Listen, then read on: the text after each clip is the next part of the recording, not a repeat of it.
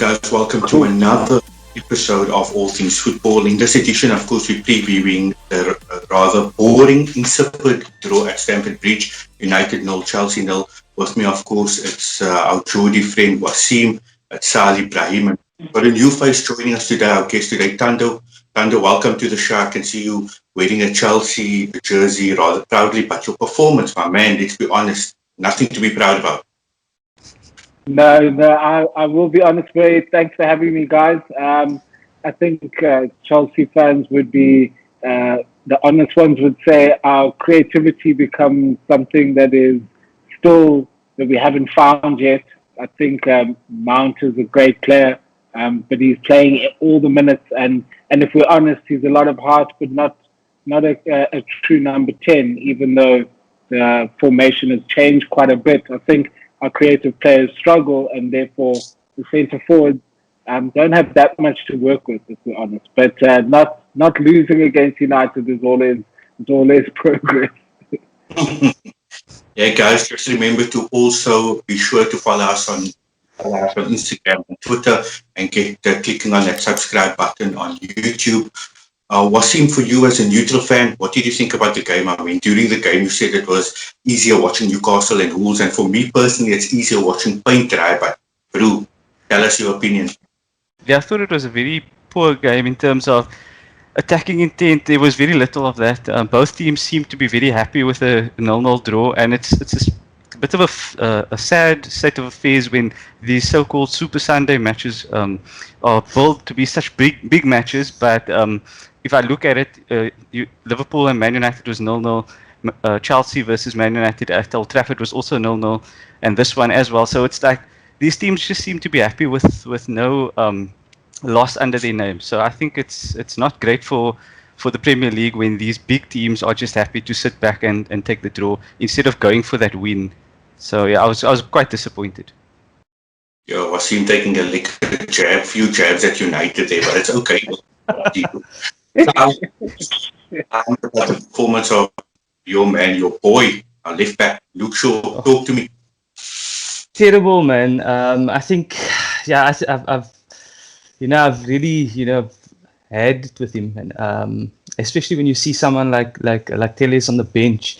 I think within the space of 5 minutes in the first half, we saw him get like completely cracked on by Bruno Fernandes, and Fernandes he's already has that that leadership on the pitch, and he just you could see him having a go at Shaw. At the one point he made it all the way to the byline. He's left-footed, right? So you'd assume he'd cross. Instead he cuts back. And you know what frustrates me as a Man United fan is you see him do this in many games. So if you're watching it as a neutral maybe and you see him do it, you're like, okay, you know what, you can forgive him. But he's been doing this game after game, cutting back. Then he goes on and we get a corner. He takes the corner, doesn't even clear the first man. Later on, he gets another corner. It's like an outswinger closer to the D line. So it's like, okay, we get another corner, and I'm like, are they really going to let this guy take it again? And then you see Bruno Fernandes actually to go and take the corner. So, I mean, why are we playing Luke Shaw? And in fact, one of the Chelsea chances in the first half, I don't know if you guys saw the diving header from Giroud. We just missed, yeah. I mean, the cross came in from Shaw's side as well. So, I mean, defensively, he wasn't there. Attacking is just not at it. So, I mean, I've had it with him, and I don't know why we're not giving Teles a chance, So, Thando, earlier you spoke about Mason Mount. You spoke about his positioning, how it's affecting some of the other creative players in the Chelsea setup. But, Thando, my man, let's get to the spicy part of the game. Hudson-Odoi, penalty? No. And please, don't favor. Give us your honest opinion about this. This is a very good time to ask someone who's making their debut on a football panel show. That was not a penalty? I have to stick with that. I actually thought at first glance, I thought it hit Greenwood's hand, and then at the other angle, I was like, "Oh, what's going on here?" Yeah. So I think with VAR, Chelsea can consider themselves lucky. But as a football fan, I would have accepted it not being a penalty if it hit Greenwood's hand, as I thought originally. So, no pen. Nah, man, come on. I mean, you have every single game this season. At any point, that would have been a penalty. Like seriously. I mean, in fact, Hudson Odoi was standing behind the referee as he's watching it, and you can see he's like, oh no, he's like, he already accepted the fact that it was going to be a penalty. So he was like, He oh, was explaining himself. no, he was like, good shot, man, not a When penalty. he goes to that screen, they know they're in trouble. And he knew he was in trouble. He was probably shitting bricks here because he was worried. He never given. So, what I just want to point out as well, right, and Wasim, you're welcome to give us your opinion as well. So, early in the season, Sal, I don't know if you will remember this, when we played Palace at Old Trafford, Lindelof was adjudged as, having a handball where the ball was basically this close to his arm. There's not enough time to even react, and that was given. There was a law change, eh? They have changed the law during the season where they said they would take it more in terms of, like a common sense approach where if it's a bit of a close call, they'll rather not give the penalty. So I think they are trying to sway away from anything that hits the hand is a penalty, which seemed to happen a lot at the beginning of the season. So I think the law has changed in that regard. But having said that, I still think as a neutral, that was a penalty. There you go, Yeah, Thando. I've seen them given. I've seen them given. I'm going to sit on the fence and say I've seen them given, but in that scenario, I would have been shocked if they'd given the pen. I would have been upset. Salah, I know during the game you said that you thought there was a stone old penalty too. Nah, I can see, man, the guy's arms away from his body. It's above his shoulder. And yeah, but you know what? It's one of those things, man. I would have been like, oh, because we actually didn't deserve it. I think that was the free kick was actually one of our only shots on target in the whole first half. The free kick that led up to that incident. So we wouldn't have deserved it in any case. I'm not too I'm not too fussed by it. Tell us real quick as well, Thando. I mean, as a Chelsea fan, you guys had like huge ambitions coming into the season. You had a number of top class signings coming in. Of course, you had a managerial change now recently. What's the way forward for you guys? And as a Chelsea fan, what do you want to see Tuchel maybe change? And, in terms of incorporating players like Ziyech and Werner in the starting 11, what do you think needs to be done? I think Chelsea has one of those dilemmas where, as fans, you always want players coming in, and we got that, especially after a transfer ban. But then to get people to get a run of minutes in the team and to find their form. So players like Ziyech now, everyone wants to see him do his thing, but now with the managerial change, the formation change, as an out-and-out winger, really, he has to adjust his game. And I think this game was a perfect example. The first half, he was almost nowhere. And the second half, he started to find his feet a little bit. And all of that, I believe, goes behind game time. So it's interesting that Werner tends to get a little bit more leniency, in my opinion. I think most were shocked that he didn't start today. But I think we all know that with the German connection, I wouldn't be surprised to see Havertz in the mix as soon as he's up and running and maybe niggle free, he'll be in the mix.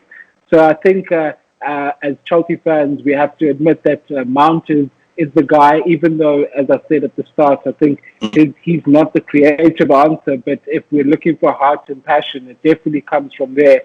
And someone like Reece James, when they come on, they shouldn't be the only outlet of the creativity, which is what I think cost Frank in the end. It just became too predictable. We'd like to see more down the middle, through the middle, and feed the strikers a little bit more. But yeah, I think the manager has a good opportunity now with Champions League. If something can happen and they can still get through into the next round and then make it in the top four, all of a sudden he's turned the club around. But he's had a run of fixtures which maybe Frank could have done the same. But if we think back a few weeks ago, the L's were coming left, right, and centre. So I think he's done a good job. Well, it's not much of a progression. I mean, you're going from the L to the metaphorical D now, and hopefully you guys do get it now in time. Just a quick one, Sahil, Wasim, and Thando again for you as well. Just a couple of things. As a United fan, that I highlighted watching the game. So for me, Sahil, United, they just never had like a sustained period of stringing past together. There was very little link-up play. There was almost no cohesion on the right-hand side between Wan-Bissaka and James. It just didn't exist. Yes, James runs around, he's full of energy, but he was bumping Yeah. over the. So yeah, not much to say about that. And then if you consider, we didn't even really test Mendy much. I mean, Rashford had the opportunity from the free kick, but in terms of open play, in the first half especially, I don't remember him making any saves. And then just to touch on what you said about Shaw playing the ball back. So there was an incident where Lindelof had the ball. Rashford made a run, but instead of picking out Rashford, he played it back to De Gea. And I know previously Cavani, he's been berating the defenders because they're just too slow with the ball at the back. So, I mean, all things that we need to improve on, and pretty much speaks to what you were saying earlier about Luke Shaw as well.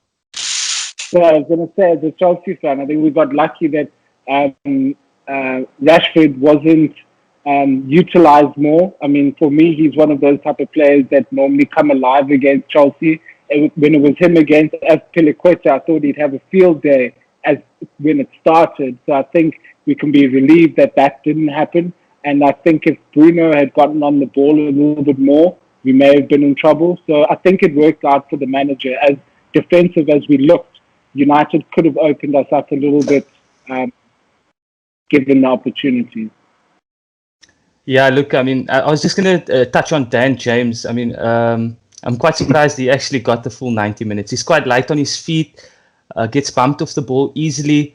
His greatest asset is obviously his pace, but I think up against Chilwell, he didn't even get in behind Chilwell. I think maybe once or twice he did, but then, it really came to nothing. So Bruno Fernandes, like Thando said, Bruno Fernandes and Marcus Rashford are obviously the two main creative outlets, and they just weren't utilized as much as we would have liked today.